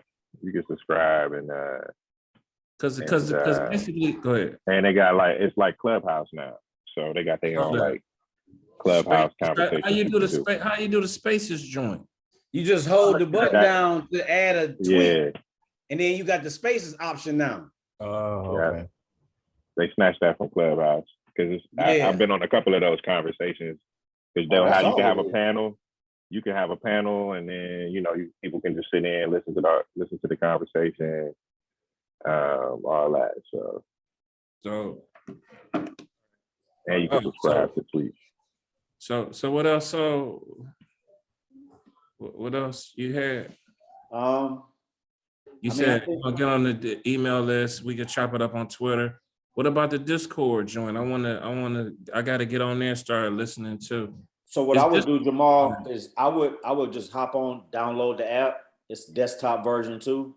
I'm gonna send you some invites to all the stuff that I'm in. Just accept the invites, hop in, and see how the space. Hey, could you send it to me? It could be a little overwhelming because it's a lot of information. I saw the Phoebe going all crazy. Yeah, but could you send me an invite? Yeah, I'm gonna send them to everybody's email address. I think the one thing that's key about the whole Twitter thing, this is just jumping on and seeing who's about to pop off, and they're predicting who's gonna be the new yacht club or whatever, and dudes just in those spaces to see what's new and what's hot, and just verifying if it's got that sauce or not. I mean, that's part of it, but that's a microcosm of the community that Donald is talking about is existing in these spaces. It's a bunch of and we can create it. Once us 5 is in conversation, it's gonna be easy for somebody else to tune in as soon as one of us posts, oh, we're gonna be in another conversation on Thursday at 7. And then we in another conversation, and we in another conversation, we in another conversation. The conversation just become the content, and now we kind of building audience and following simultaneously with us as we kind of masterminding, trapping it out, sharing information.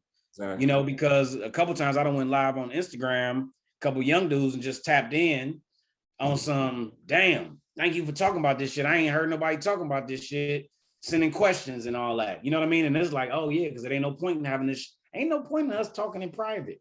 I mean, not extensively. It's like everything need to be content. Everything need to be recorded.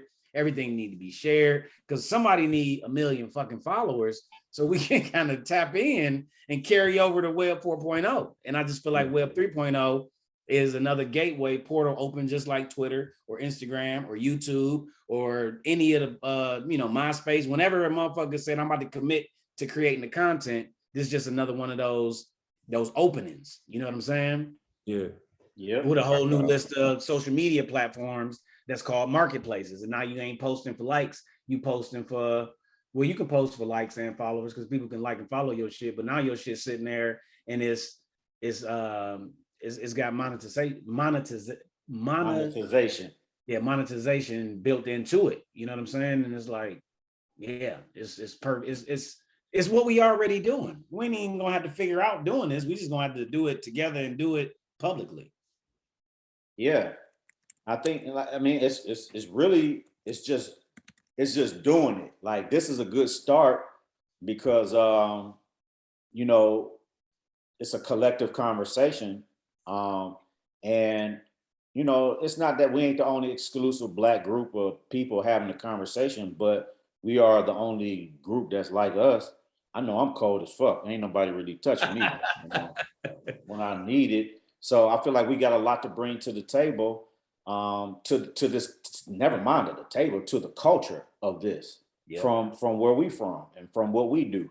And so, building a platform, I feel like everything that everybody wants to learn is gonna come from building the platform because you're gonna be engaged in it. That's really it. So with you, Jamal, on your free time, your free mornings, you might need to pull up, or we need to, like when I ain't with Donald, I might need to catch you, and we might have to hit Panera, just not the one on Harvard. Yeah.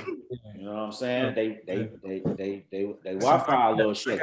I got some Procreate questions anyway, so That's what I'm saying. We got to start.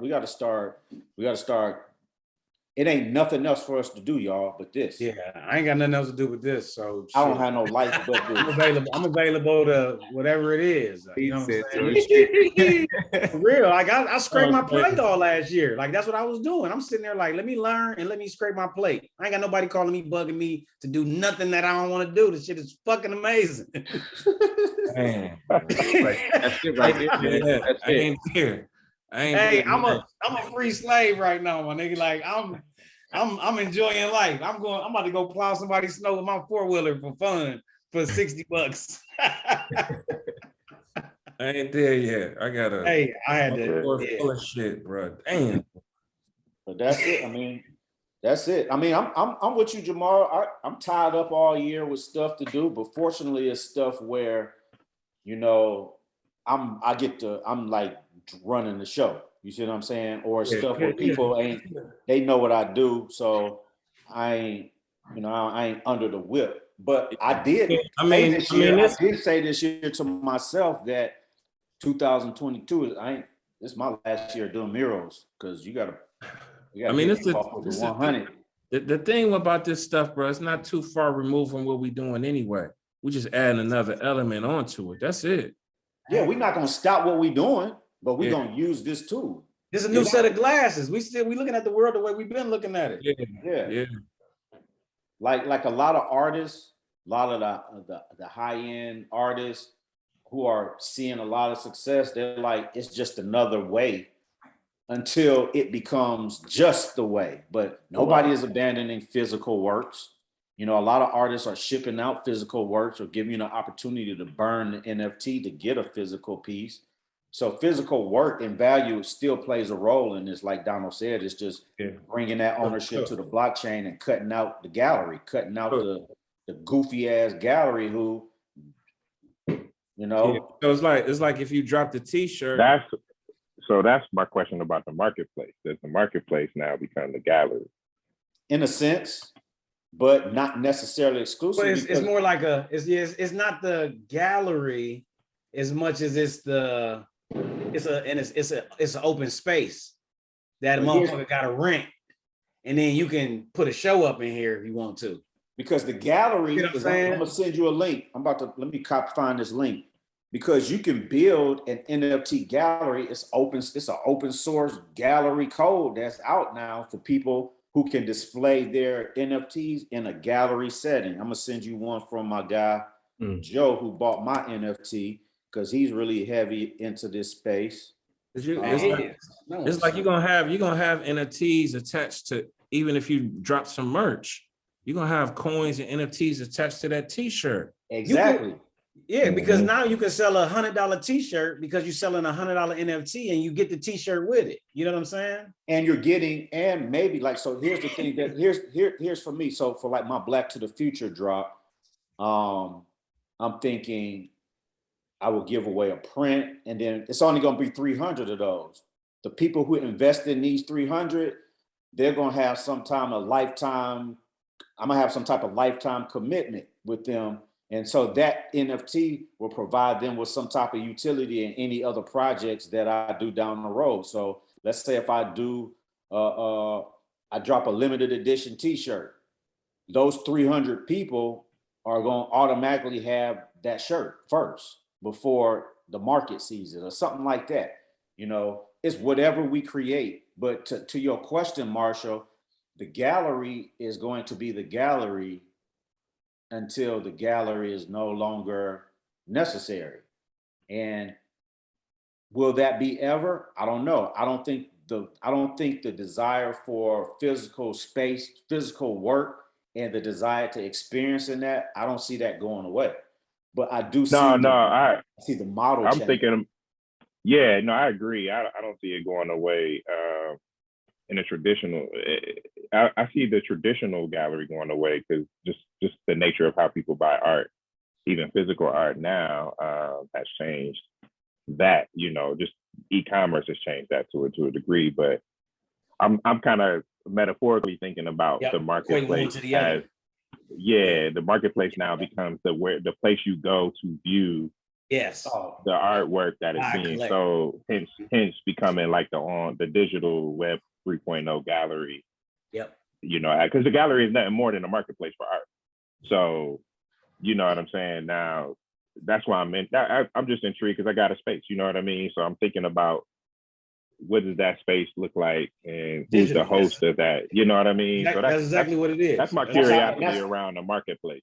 And Marshall, I feel that that's your contribution to this conversation, right? If you research and you brought to the table that right there, right? Like, how do we develop our own marketplace from a perspective of you having a little bit of understanding, but of what this is, but the questions you're asking is showing me that you're starting to grow into how to bring one into the other. So I would challenge you to that's your drill down. Definitely look into that. Yeah, that's your drill down. Yeah, for sure. Well, cool, man. It's been real, fellas. I gotta jump, man. Yeah, I gotta go eat. I'm trying to so this week, y'all, give me some time. I'm finishing up. I got everybody email address.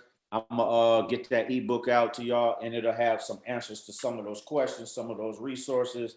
A lot of the information is already put together, but I'm just doing a 2.0 reboot on it. So what days do y'all get together? Right now, go ahead, Black. I was just gonna say right now we're gonna do Mondays at 9, and we're gonna record a 60-minute conversation with topics that I've been writing down from us chopping it from like the last. Where at Mondays at 9? Where on Discord? At Ambitious Inc. down there on 16th and St. Clair. 9 o'clock in the morning or 9 o'clock at night? In the morning. Oh. Yeah, in the morning. 9 in the morning. So that's gonna be some right. This is Cleveland, right? Nigga try to meet you at the nightclub for some business. Right, 9 in the morning. That's gonna be some built in every week. And then what we're gonna try to do is we're gonna kind of organically try to link up wherever we link up 2 more times during the week, because that's naturally what we kind of already been doing. Yeah, so now we're gonna leave it's gonna be a 2-day floating throughout the week, 1 day etched in stone. Yeah, on Mondays at 9. So tomorrow at 9, we in the building, and then when we get ready to get up, like I just pull up. So, you know, we can invite Donald to the mafia meal that I've been waiting for you to set up, man. You've been playing. We ain't been to the mafia, had our mafia meal. Monday, Take 2. I'm gonna try to pull up, bro. Monday? Well, try to pull up. Well, right now, I mean, it ain't no requirement to pull up. We don't want to put no extra pressure. What is required? Apply the pressure. Pull up. Put the top. You know what I'm saying? You already gonna have some questions. Yeah. You know what I'm saying? Like, no. Pull up. Well, so for me, like, we talked on the phone Friday, and I was like, I'm so used to us doing it in person that the phone kind of just felt like I'm just gonna come over. I'm just about to come over. So that's how we do it. But you know, and it's kind of, but if you can, Mondays at 9 o'clock for both of us, we etch that in song. That's a recurring calendar event. Okay, all right. No, it's cool. All right, I appreciate y'all, bro. Thank you, man. Appreciate y'all. Hey, send the video link. Man. Hey, yeah, send the video link, Marshall. You too, Jamal, from the other one. All right. Oh yeah, I got you. All right, y'all. All right. All right. In a minute.